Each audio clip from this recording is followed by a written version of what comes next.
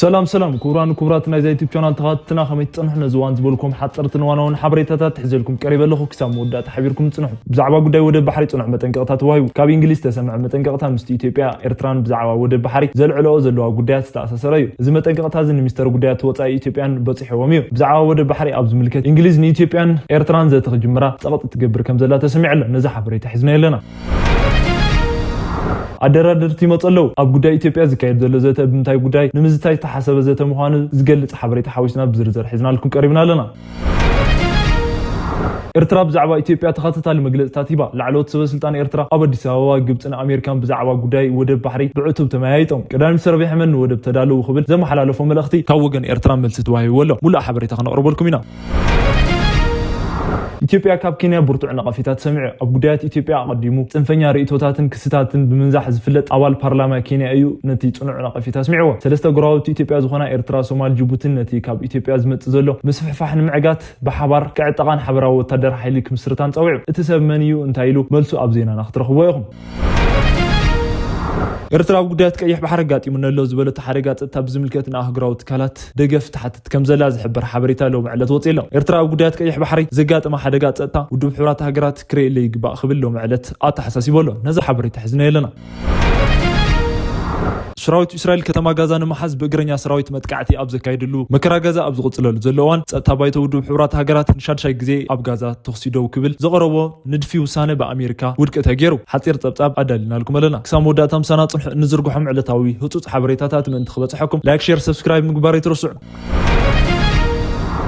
بحالتات منجسني إيرترا زقربنا إذا تتصاوعت بزعوا قداي ود بحري صنع متنقطات وهايو كاب إنجليز تسمع متنقطات مثل إثيوبيان إيرتران بزعوا ود بحري زلعلو زلوا قدايات تأسس رأي زي متنقطات زين من سر قدايات وطاي إثيوبيان بتصحيو بزعوا ود بحري أبز ملكة إنجليز إثيوبيا إيرتران زت خجمرات سقطي تجبر كم زلا تسمع بريطانيا إثيوبيا مس إيرترا أبز أتوتناي ود بحري وطرت جيجا خي توسد اتناي قدم منستر قدايات وطاي ديفيد لامين مزنو جيدين تيموثيوس زحلفنا حسب متنقطات زحزل مخري كم زهابو أولات برلمان بريطانيا سوليس أبز كايدو أخي واقليتهم أقدمو بايتو ጸጥታ ኢትዮጵያ ጸጥታ ሃገር ክግምግም ከሎ ጉዳያት ወደ ባሕሪ ትኹረት ገይሩ ክቐጽል ምዃኑ ምግላጽ ይዝከር ንዝመርገጽ እዚ ምጽናዕውን ሚኒስተር ጉዳያት ወጻኢ ጌዲዮን ጢሞቴዎስ ሃገራዊ ረብሓ ዘስምዕ መርገጺ ንኣይ ዝንፈፍን እዩ ክብል ንባይቶ ወኪል ህዝቢ ምግላጽ ይርስዕን ምስ ኤርትራውን መንግስቲ ኣብ ኩናት ቃላት ከም ዘየኣቱ ገሊጹ ካብ ወገን ኤርትራ ምትኹታኽ እንተሃለውን ሓደ ግዜ ብሰፊሕ ልቦና ሓደ ግዜ ከም ዘይሰማዕ ኮይኑ ሓደ ግዜ ድማ ብናይ ገዛ ርእሱ ዲፕሎማሲያዊ መስመር መልሲ ንምሃብ ጻዕሪ ከም ዝገብር ምግላጽ ዝዝከር እዩ ግድብ ክንሰርሕ ከለና ከመይ ገይሩ ይስራሕ ከመይ ይኸውን ንሕና ከይፈቐድና ንሕና እሺ ከይብልና ወይ ብዘይናትና ፍቃድ ዝብሉ ነይሮም እዚ ከዕገትና ግድብና ከምዛዘምና ካልኦት ተመሳሰልቲ ስትራቴጂካዊ ረብሓታት ዘለዎ ሃገራት ፕሮጀክታት እውን እንተመረሮምን ተጣዓሙምን ምግባርና ይተርፍን ይኽብሉ ሚኒስተር ጉዳያት ወጻኢ ጌዲዮን ጢሞቴዎስ ንኣባላት ፓርላማ ኣብ ዝሃብዎ መብርሂ ተዛሪቦም ነይሮም ድሕሪ እዚ መብርሂ ሚኒስተር ጉዳያት ወጻኢ ዝተለኣኸ መልእኽቲ ኢትዮጵያ ምስ ኤርትራ ኣብ ዝኣተውቶ ውጥረት ወደብ ባሕሪ ጌጋ ስልዕ ከይትወስድ እቲ ናይ ቀደም ሚኒስተር ጉዳያት ወጻኢ ዴቪድ ላሚ ንመዘንኡ ጌዲዮን ጢሞቴዎስ ከም ዝነገሮ ተገሊጹ እቲ ናይ ቀደም ሚኒስተር ጉዳያት ወጻኢ ዴቪድ ላሚ ኢትዮጵያን ውጥረት ንምዝሓል ኣብ ክንድኡ ዘተ ክትመርጽ ከም ዝመኸራ ኣብ ፓርላማ ብሪጣንያ መንግስቲ ዝተጸውዐ ጀራርድ ሌሞስ ብዛዕባቲ ኣብ መንጎ ክልቲአን ሃገራት ዘለዎ ውጥረት ኣብ ሰሙን እዚ መጀመርያ ኣብ ዝነበረ ኣኼባ ተዛሪቡ መንግስቲ ብሪጣንያ ሰበስልጣን ኤርትራ ተመሳሳሊ መልእኽቲ ከም ዘመሓላለፈ ተገሊጹ ኣብ ፓርላማ ብሪጣንያ እቲ መንግስቲ ዝተጸውዐ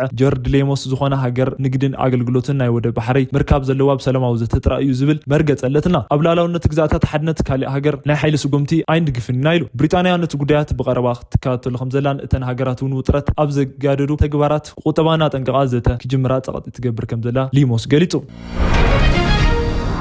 ኤርትራ ሕቶ ዓሰብ ኣባይቶ ጸጥታ ኤርትራ ኣብ ጉዳያት ቀይሕ ባሕሪ ኣጋጢሙና ኣሎ ዝበለቶ ሓደጋ ጸጥታ ብዝምልከትና ኣህጉራውያን ትካላት ደገፍ ተሓትት ከም ዘላ ዝሕብር ሓበሬታ ለው ምዕለት ወፂሎም ኤርትራ ኣብ ጉዳያት ቀይሕ ባሕሪ ዘጋጠሙ ሓደጋ ጸጥታ ውድብ ሕብራት ሃገራት ክሬለ ይግባእ ክብል ለው ምዕለት ተሓሳሲቡ ኣብ አዲስ አበባ ዝርከብ ጉዳይ ፈጻሚ ኤምባሲ ኤርትራ ኣቶ ቢንያም በርሃ ኣብ ገጽ ኤክሱ ኣብ ዘስፈርዎ መልእኽቲ ጉዳይ ወደብ ከቢድ ስጋኣት ከም ዝፈጠረሎም ኣመልኪቶም ውድብ ሕብራት ሃገራት ኣብ ቀርኒ ኣፍሪካ ዝረአ ዘሎ ቅልውላውን ብዝብል ኣርእስቲ ኣብ ዝዝርግሕዎ ጽሑፍ ውድብ ሕብራት ሃገራት ድሕሪ መዓልትታት ኣብ ዝህልዎ መድረኽ ካብ ዝኾኑ እዋን ንላዕሊ ዓቃልዎ ዝጠልቡ ጉዳያት ከም ዘለዉ ገሊጾም እቲ ልኹ ኤርትራ ነዚ ኸብርሁ ከለዉ 10 ዓመት ሰገረ ኩናት እስራኤል ፍልስጤምን ኩናት ሩስያን ዩክሬንን ከምኡውን ኣብ ቀርኒ ኣፍሪካ ኢትዮጵያ ኣስፋሪ ግስጋሰን ኣብ ትገብረሉ ዘለዋን ዝካየድ መድረኽ እዩ ክብል ኣመልኪቶም ባይቶ ጸጥታ ባዕሉ ዝረቐቐ ቻርተር ክሕሉ ይግባእ ክብል እውን ዘተሓሳሰበ እቲ ልኹ ኤርትራ ቀንዲ ናይ ፍትሒ ኣካል ውድብ ሕብራት ሃገራት ብ2018 ብዘየዳግም ኩነታት ብሩህ ገይሩ ውሳነ ዝሃበሉ ጉዳይ ቦልቪያን ቺሊን ከም ኣብነት ኣዘኻኺሮም ሃገራት ገምገም ባሕሪ ንዘይብለን ሃገራት ናይ ወደብ መእተዊ ንኸረኽባ ናይ ምዝራብ ሕጋዊ ሕጋዊ ግዴታ የብለን ዝብል ውሳነ ሕጅውን ክትግበር ይግባእ ክብሎ ኣጉልዮም እቲ ፍሉይ ልኡኽ ከም ኣብነት ነቲ ናይ ቦልቪያን ቺለን ጉዳይ ልዕሉ ቅድም ክብል ሕቶ ወደብ ኢትዮጵያ ምስ ቦልቪያን ቺለን ተኣሳሲሩ ኣብ ባይቶ ኣሜሪካ ምላዕሊ ይዝክር ጎረባብቲ ሃገራት ቦልቪያን ቺለን ኣብ ደቡብ ኣሜሪካ ዝርከባ ሃገራት ክኾና ከለዋ ቺሊ ዳርጋ 19 ሚልዮን ህዝቢ ክህልዋ ከሎ ብስፍሓት መሬት እትበልፃ ቦልቪያን ድማ 12 ሚልዮን ህዝቢ ኣለዋ ኣብ ገማግም ፓሲፊክ ውቅያኖስ ዝተዘርግሐ ቺሊ ናይ ዝተፈላለዩ ወደባት ዋንነት ኣለዋ ቦልቪያ ድማ ብኣንጻሩ ወደብ ዘይብላ ሃገር እያ እንተን ሃገር ብዛዕባ ወደብ ኣብ ክትዕድሕሪ ምፅንሐን ብፈረንጂ 2018 እቲ ጉዳይ ብቤት ፍርዲ ብይን ተዋሂቦ ብኣገራዊ ቤት ፍርዲ ፍትሒ ቦልቪያን ወደብ ክትረክብ ኢሉ ቺሊ ናይ ምዝራብ ግዴታ ይብላን ክብል እዩ ወሲኑ ቅድሚ 2 ዓመታት እዚ ጉዳይ ኣብ ኣኼባ ንኡስ ኮሚቴ ጉዳያት ወጻኢ ባይቶ ተወከልቲ ህዝቢ ኣሜሪካ ብዛዕባ ኢትዮጵያ ክግበር ዝግባእ ፖሊሲ ኣብ ዝመኸረሉ እዋን ምላዕሊ ዝክር ኣብቲ ኣኼባ ኣባል ባይቶ ብራድ ሻርማን ሕቶ ቦልቪያን ከም ዝድግፍ ገሊፆም ንሕቶ ኢትዮጵያ እውን ፍታሕ ዝብልዎ ኣብ ዘቕመጥሉ እዋን ሕቶ ኢትዮጵያ እውን ከም ዝድገፍ ምግላፆም ይዝክር ኤርትራ ዝኾነ መሬት ንምሃብ ዘይኮነስ ኢትዮጵያ ወደብ ክትጥቀም ከላ ዝኾነ ክፍሊት ንኸይተሓትት እንተተስማዕሚዐን ንሰላም ሓደ ስጉምቲ ክኸውን ዝብል ሓሳብ ኣለን ንኽብሉ እቲ ኣባል ባይቶ ምዝራቦም ይዝክር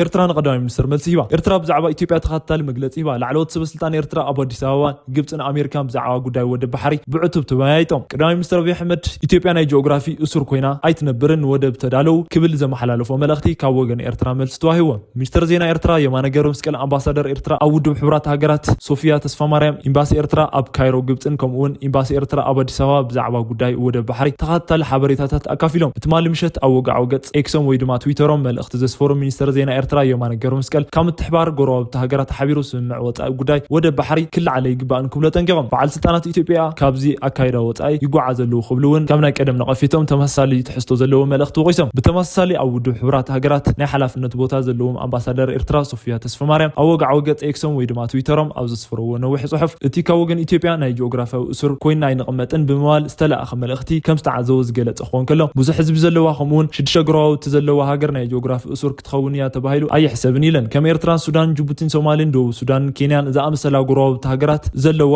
ኢትዮጵያ ተዓጽያ ኣይትቕመጥን መውጽኢ ባዕላ እንተዘወሲናቶ ሓደገኛ እዩ ክብላ ጠንቂቐን ኣምባሳደር ኩናት ኣብ ጠረጴዛ የለን ዝብል መርገፂ ቀዳማይ ሚኒስትር ምስማዕን ከም ዘሐጎሰን ገሊፀን እዚ ናይ ሓጎስ ኢና እዩ ምክንያቱ ኣብ ዞባና ብቐሊሉ ዝጅመር ኩናት ዝኸፈለ ዋጋ ከቢድ ስለ ዝኾነ ክብላ ኣብርሄን ህዝብና ዝደልዮ ቀጻሊ ልምዓት እምበር ናይ ጂኦግራፊያዊ ትምህርቲ ኣይኮነን ክብላ እውን ወሲኸን ገሊፀን ብተመሳሳሊ ኣብ ካይሮ ዝርከቡ ኤምባሲታት ኤርትራ ኣብ ወግዓዊ ገጽ ፌስቡክ ኣብ ዘስፈርዎ ጽሑፍ ኢትዮጵያ ኣብ ቀይሕ ባሕሪ ወደብ ክህልዎ ኣለዎ ብዝብል ቀዳማይ ሚኒስትር አብይ ኣሕመድ ዝተለኣኸ መልእኽቲ ምስ ኣምባሳደር ፖላንድ ኣብ ዝተገበረ ዘተ ከም ዝተለዓለን እቲ ጉዳይ ውጥረት ዘጋድድ ኣተሓሳሳቢ ምዃኑ ገሊጹ ብተመሳሳሊ ኣብ ኣዲስ ኣበባ ዝርከብ ጉዳይ ፈጻሚ ኤምባሲ ኤርትራ ቢንያም በርሀ ምስ ፍሉይ ልኡኽ ዋና ጸሓፊ ውድብ ሕብራት ሃገራት ኣብ ቀርኒ ኣፍሪካ ሚኒስተሪ ጎንግ ኮንግ ብዛዕባ ሕብራዊ ጉዳያት ከም ዝተመያየጡ ኣብ ኣዲስ ኣበባ ዝተረኸበ ኤምባሲ ኤርትራ ኣብ ወግዓዊ ገጹ ኣብ ዘስፈሮ መልእኽቲ ገሊጹ ቅድሚ ምዝታይም ዋና ጸሓፊ ቀርኒ ኣፍሪካ ምስ ኣምባሳደር ሶፊያ ተስፋ ማርያም ኣብ ኒውዮርክ ከም ዝተመያየጡ እውን ተመልኪቱ እቲ ምይይጥ ኣብ ጉዳይ ሰላም ቀርኒ ኣፍሪካ ዘተኮረ ምዃኑ ተገሊጹ ምስ ግድብ ህዳሴ ብዝተኣሳሰረ ክንደራደር ኢና ዝበሉ ኣካላትን ውልቀ ሰባትን ኣብ ኩሉ ኩርናዕ ይስማዕ ኣለዉ ካብ ሃገራት ቻይና ሓንቲ ክትኸውን ከላ በቲ ካሊእ ወገን ድማ ኣብ መመረቕታ ግድብ ብክብሪ ዕድመ ዝተረኸቡ መራሕቲ ድሕሪ መመረቕታ ክንደራደር ኢና ይብሉ ኣለዉ ካብ ድሕሪ መመረቕታ ቀዳማይ ኮይኖም ክንደራደር ኢና ክብሉ ድሌቶም ዝገለጹ ፕሬዚዳንት ሶማል ሓሰን ሼክ መሓመድ ክኾኑ ከለዉ ኣፍሪካን ኢንተለጀንስ ኣብ ዘውፅኦ ሓድሽ ፀብጻብ ድማ ፕሬዚዳንት ኬንያ ዊልያም ሩቶ እውን ነዚ ክንደራደር ኢና ዝብል ሓሳብ ሒዙ ብርቱዕ ምንቅስቃስ ይገብር ኣሎ ፕሬዚዳንት ሩቶ ፕሬዚዳንት ግብፅን ዓብድልፈታሕ አልሲሲ ኣብ ዝተገበረሉ ዕድመ ቅድሚ 7 ኣዋርሕ ካይሮ ምንባሩ ዝዝከር ኮይኑ ኣብ ውሽጢ ኣዋርሕ ፍልይ ድማ ኣብ ምረቕታ ግድብ ህዳሴ እውን ተረኺቡ ኢትዮጵያ ነቲ ግድብ ኤሌክትሪክ ምምንጫው ጥራይ ከም ትጥቀመሉን ከም ዝተረድእ ዝበለ ኸውን ከሎ ሕጂ ድማ ክልቲአን ሃገራት በዚ ናይ ግድብ ጉዳይ ንምዝታይ ለይትን መዓልትን ይጻዕራ ከም ዘለዋ ተፈሊጡ ግድብ ተዛዚሙን ተመረቐውን ንዘተ ሕጂ እውን ማዕጾና ክፍቲ እዩ ዝበለ መንግስቲ ኢትዮጵያ ግብፂ ኣብ እተልዕሎም ናይ ዘተ ነጥብታት ግና ብዙሕና ኣብ ቅድሚት ክስጉም ኣይከኣለን ሰለስቲአን ሃገራት ማለት ኢትዮጵያን ግብፅን ሱዳንን ግድብ ኣብ ዝተጀመረሉ ውሕድ እዋን ናብ ዘተ ምእታውን ዝከር ኮይኑ ልዕሊ 10 ዓመታት ዝተዘተየሉ ጉዳይ ዝኾነ ውፅኢት የብሉን ኣብዚ መስርሕ እዚ እቲ ን14 ዓመታት ኣብ ህንፀት ዝነበረ ግድብ ምዝዛሙ ኣብ ፖለቲካ ግብፂ ዓብይ ንዴት ፈጢሩ ኣሎ ኣብዚ መስርሕ እዚ ካብ ፕሬዚዳንት ዶናልድ ትራምፕ ክሳብ ፕሬዚዳንት ሶማል ሕጂ ድማ ክሳብ ፕሬዚዳንት ኬንያ ንኢትዮጵያን ግብፅን ክንደራደር ኢና ክብሉ ይርከቡ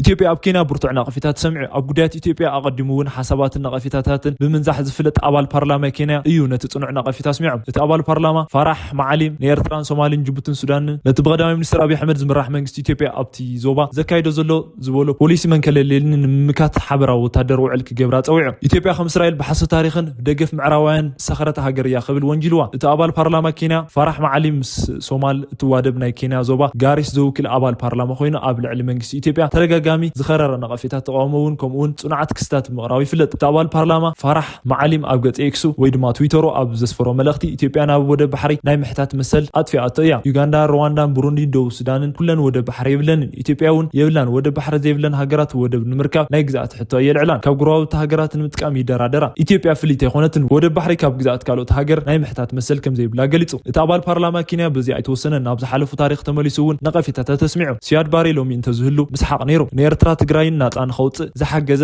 ሲያድ ባሪ እዩ ክብል ሓቢሩ ቀዳማይ ሚኒስትር መለስ ዜናዊ ንደርጊ ንኽስዕርዎ ዝሓገዙ ሶማልያውያን ኤርትራውያን ክሒዶም ኢሉ ሰራዊት ሶማል ኣብ ኩናት ኡጋዴን ዝተሰዓረ ብሓይልታት ሩስያ ኩባ ምብራቕ ጀርመንን የመንን እምበር ብኢትዮጵያ ይኾነን ክብል እውን ነቲ ሲያድ ባሪ ስዕረት ኣቃሊልዎ መለስ ብኣውሮፓውያን ኣቆጣፅራ 2006 ናብ ሶማል ንምእታው ዝለኣኾም 25 ወታደራት ሞይቶም እዮም ክብል እውን ጽሒፉ ሰራዊት ምክልኻል ኢትዮጵያ መስመሩ ኣፍሪሱ ሃዲሙ ነዚ እናፈለጠ ዝኾነ መራሒ ኢትዮጵያ ብጥዑ እምርኡ ኣብ ልዕሊ ሶማል ኣይወፈረን እዩ ክብል እውን ተዛሪቡ እቲ መንከልከለን ዝብል መንግስቲ ኢትዮጵያ ንምዕጋት ኤርትራን ሶማሊን ጅቡቲን ሓበራዊ ውዕል ምክልኻል ክህልወና ኣለዎ ክብል ፀዊዑ ኢትዮጵያ ከም እስራኤል ብሓሶት ታሪክ ዝተኸረት ሃገር እያ ክብል እውን ዘለፍ ኣስሚዑ ናይ ቀደም መራሕቲ ኢትዮጵያ ኣብ ልዕሊ እስልምና ኩናት ምእዋጆም እዚ ድማ ናይ ምዕራባውያን ገዛእቲ ተግባር ክርስትያናዊ ዓለምነት ኢሉ እቲ ሕጂ ዘሎ ኩነታት ከም ዘርእዮ ቀዳማይ ሚኒስትር አብይ ኣሕመድ ብዘይ ግድስነት ነዚ ሓሶት ሒዙ ምስፍሕፋሕ ክገብር ኢሉ በዚ ደረጃ ዝኸረረ ክስን ወንጀላትን ዘቕረቡ ኣባል ፓርላማ ኬንያ ባዕሉ ትውልዲ ሶማልያውን ኮይኑ ኣብ ነገድ ኦጋዴን ቤተሰብ ዝተረኸበ እዩ እቲ ኣባል ኬንያ ከምዚ ዓይነት ዲፕሎማሲ ብምንታይ ይመጽእ ኣብ ዝብል ደረጃ ዝኸረረ ርእይቶ ብምሃብ ዝፍለጥ እዩ ኣብ ቀረባ እዋን ንድሓርን ህዝቢ ፍልስጤም ኣብ ዘስምዖ ደገፍ ስሙ ኣብ መራኸቢ ብዙሃን ብተደጋጋሚ ይለዓል ኣብ እዋን ኩናት ሰሜን ኢትዮጵያ መርገጽ መንግስቲ ደጊፉ ይጽሕፍ ዝነበረ ኸውን ከሎ ሕጂ ኣብ ልዕሊ ምሕዳር ቀዳማይ ሚኒስትር ኣብይ ክስ ዘቐረበ ሰብ ኮይኑ ኣሎ متقعتي قبل علي مرحت مخاين قتيلله اب كل محرات دو غوندر بستخفته تخسي هوت سبات كم زحلفه تسمع اب زوا دو غوندر اب استفصمو خلل استفلالي متقعتات حد مرحي ميني باس قتل كله خالي مرحتنا يصعنت مخاين دما مسوي يالو خمس تشوي تسمع حمشه مسكرم 2018 عام تمرت كما هدره مريم ناب دبر تابور اب زوسد منغدي تسافرت صعنت ميني باس قبل علي مرحي اب استخفته تخسي هوت خمس زحلفه تغليصو قبل علي تسافرت زخونو غدات كم زي بصح وسيخ غليصو شوعه مسكرم دما كاورتانا حماسيت اب زوسد መንገዲ ጻዕዳ ዓፈር ኣብ ዝበሃል ቦታ ሓደ መራሒ ናይ ካሶን መኪና ምስ ወያሉ ብዕጡቃት ተጨውዩ ናብ ዘይተፈለጠ ቦታ ከም ዝተወሰደ ተገሊጹ ኣብ ውሽጢ ሓደ ዓመትን 6 ወርሕን 4 ዝኾኑ መራሕቲ መኻይን ዶብ ሰገር ጽኑዕ ክቆተሉ ከለው ልዕሊ 200 ዝኾኑ ድማ ምጭዋይ መሓዊሱ ካልእ ጉዳት ከም ዝወጽሖም ማሕበር ዶብ ሰገር መራሕቲ መኻይን ኢትዮጵያ ወግዓው ምግባሩ ይዝከር ኮሚሽን ሰብኣዊ መሰላት ኢትዮጵያ ከም ዘፍለጠ ቅድም ክብል ኣብ ዘውፅኦ መግለጺ ማእኸላይ መንግስቲ ኣብ ዝተፈላለዩ ከባቢታት ዝፍጸም ምጭዋይን ዶብ ክብል ጻውዒት ኣቕሪቡ ነይሩ ተጣባቕቲ ሰብኣዊ መሰላት እውን መሰል ዜጋታት ካብ ቦታና ቦታ ናይ ምንቅስቃስ ምን ትኽበር መንግስቲ ሓላፍነት ክፍጽም ይሓተለው ኣብ ዝሓለፈ ዓመት ኣተሓሳቢ ዝነበረ ምጭዋይን መጥቃዕትን ኣብ ልዕሊ መራሕቲ መኻይን ኣብዚ ዓመት ዝውን ኣብ መጀመርቱ ጀሚሩ ቀጺሉ ኣሎ